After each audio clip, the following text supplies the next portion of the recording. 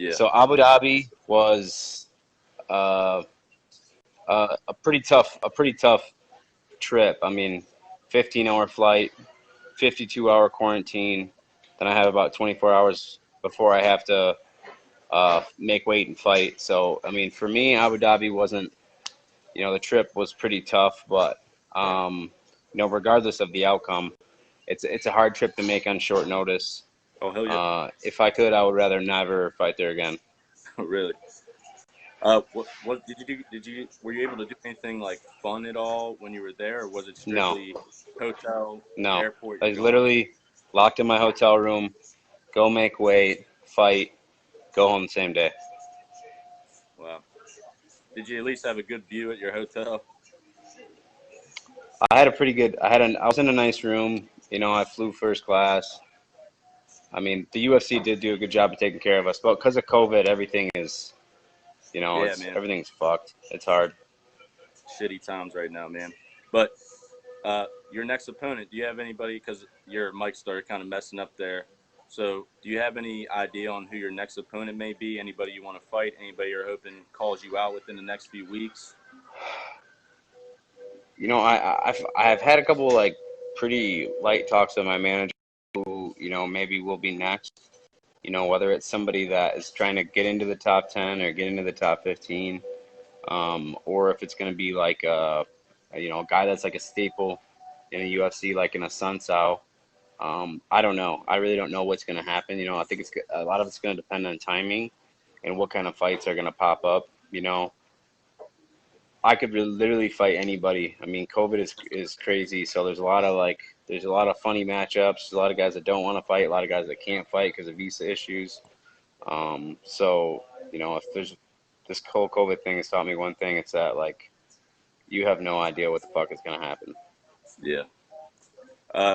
Well, what do you think about Sean O Malley? He has yet to fight a ranked opponent. He has a fight coming up this weekend coming up. What about you're a ranked opponent in the bantamweight division?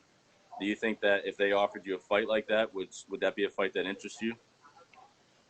Yeah, I mean, if they offer me to fight Sean O'Malley, of course I'm gonna say yes, but they're not gonna offer me to fight Sean O'Malley. They would have done it already. The UFC's protecting that kid. Yeah. That's not a fight I'm gonna get.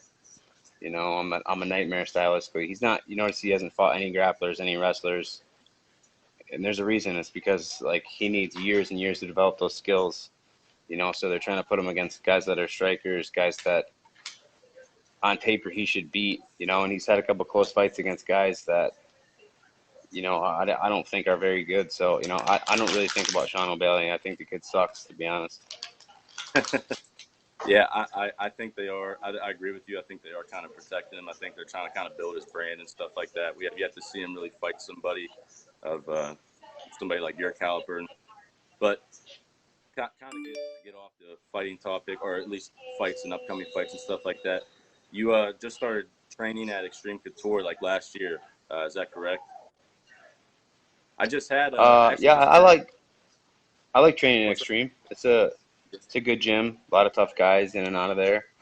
I would say I maybe do like 3 or 4 classes there a week. I mean, I mix it up. There's a lot of other gyms. I go to 10th Planet here. I kind of just I don't really have an alliance to a gym or a team per se. I've done that.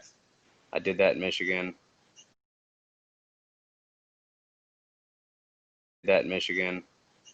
Everything gets complicated. There's a lot of drama. I just go where the good guys are going to be, where the best practices are going to be, and I just worry about myself and my career because when I get in the cage, it's just me and another guy. I mean, none of the drama or the team drama or the shit that happens